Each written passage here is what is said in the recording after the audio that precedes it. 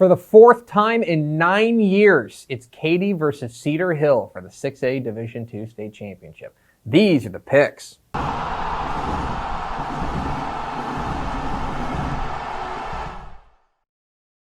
Welcome into the picks, presented by All-Star Inflatables, your guide to Texas High School Football State Championship games.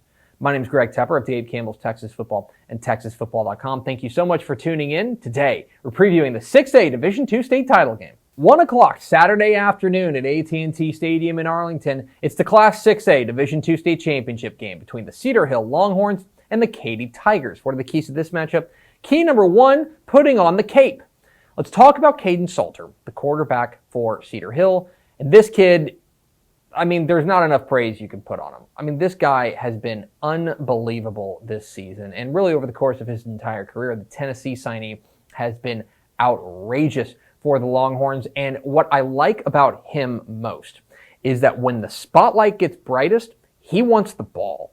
He wants to call ISO, so to speak, and say, let me go out there and make a play. And he does. He came up aces in their overtime regional final win over Rockwall Heath. He came up aces in their state semifinal win over Denton Guyer. He has come up big every time Coach Carlos Lynn and the Longhorn coaching staff has asked him to. He will need to come up big against this ferocious defense from Katy. So, can Caden Salter put on the cape one more time? Key number two, Vintage Tigers.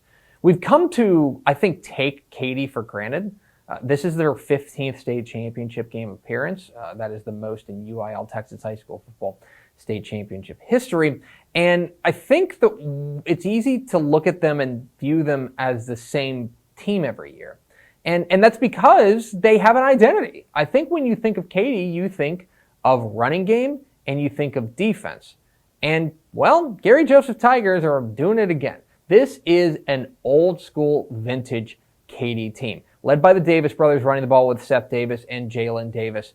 They run great play action with quarterback Caleb Koger, and that defense is suffocating, led by defensive back Hunter Washington. This is the kind of Katy team that you just kind of sketch out from memory. You're like, that's exactly what Katy looks like.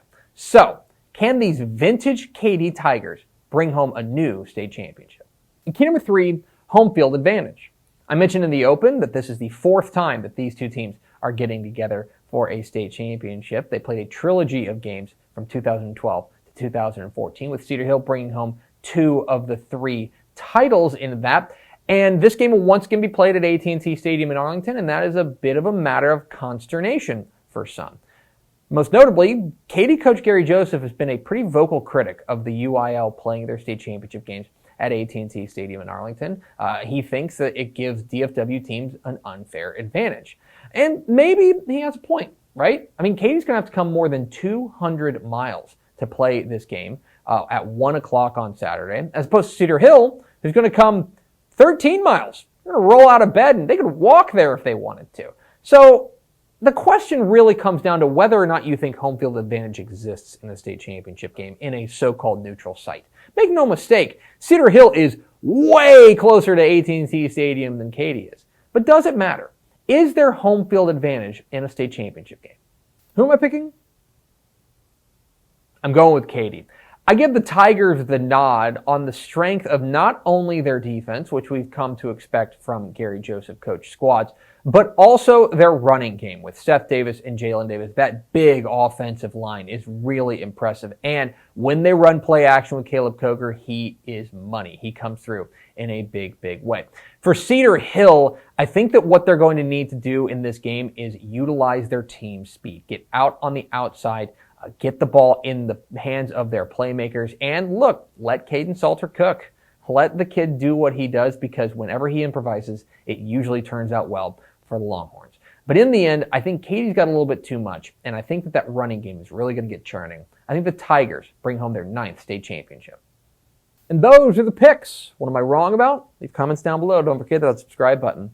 Follow us on Twitter at DCTF. Like us on Facebook, facebook.com/Dave Campbell's. Follow us on Instagram, instagram.com/Dave Campbell's. And of course, see us at TexasFootball.com, where you can find complete coverage of the 2020 Texas High School Football State Championship games at TexasFootball.com/state. Thanks for watching. Enjoy the 6A Division II state title game. Be safe. Wear a mask. We'll see you.